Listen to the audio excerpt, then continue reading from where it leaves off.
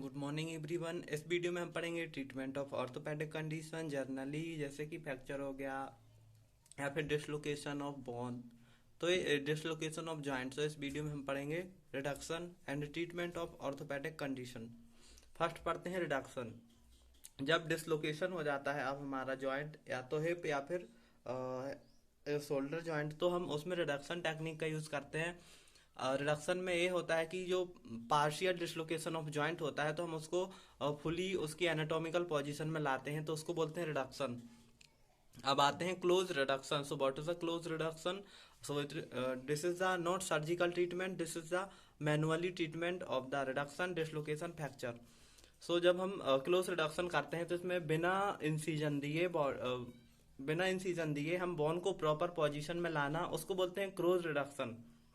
अब आते हैं ओपन रिडक्शन।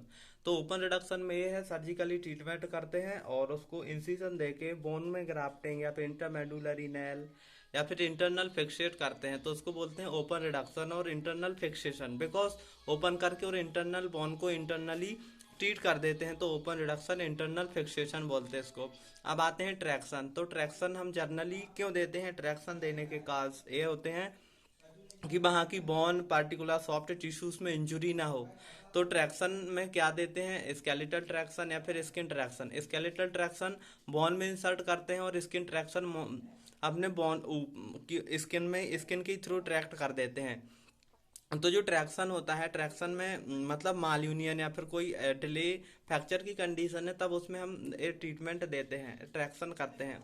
आलोग्राफ्ट ऑफ बोन, किसी भी बोन्स या फिर बोन इरोजन डीजनरेशन हो जाता है तो उसमें हम ग्राफ्टिंग को यूज करते हैं, किसी भी डोनर टू रेसिपिएंट यूज कर देते हैं, तो वहां पर हम ग्राफ्ट का यूज करते हैं। आर्थोप्लास्टी मतलब रिप्लेसमेंट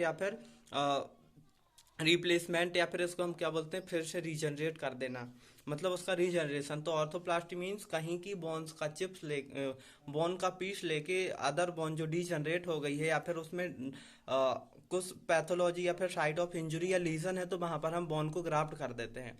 अब आते हैं ऑर्थोडेसिस। ऑर्थोडेसिस में हम मोस्टली जॉइंट फ्यूजन बोलते हैं इसको, मतलब जो मूवेबल जॉइंट है तो हम उसको फ्यूज कर देते हैं, बिकॉज उसमें कोई मूवमेंट नहीं होगा जब ऑर्थोडेसिस कर देते हैं। तो ऑर्थोडेसिस करने के बाद उसमें कोई प्रॉपर मूवमेंट नहीं होगा और जॉइंट फ्यूज हो जाएगा। एक इस कंडीशन में करते हैं सेप्टिक आर्थराइटिस या फिर osteoarthritis. Osteotomy because complete removal of bone, जैसे कि सेप्ट of head of humerus, head of femur, तो इसको हम कंप्लीट कट कर देते हैं, तो इसको हम बोलते हैं ऑस्टियोटोमी। एक अब करते हैं कोई बिनाइन या मैलिग्नेंट कंडीशन या फिर बिनाइन या मैलिग्नेंट ट्यूमर डेवलप हो जाती है, तो उस कंडीशन में हम ऑस्टियोटोमी कर देते हैं। Thank you.